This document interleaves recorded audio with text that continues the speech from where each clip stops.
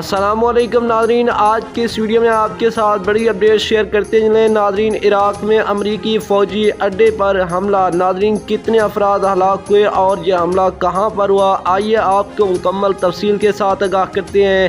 اس سے پہلے اگر آپ نے ابھی تک ہماری ویڈیو کو لائک نہیں کیا تو ویڈیو کو لائک کر دیں، چینل پر پہلی مرتبہ وزٹ کریں تو چینل کو سبسکرائب کر کے ساتھ لگے بیل آئیکن کو بھی پریس کر دیں تاکہ آپ کو ایسی انفارمیٹیو نیوز وقت پر ملتی رہے۔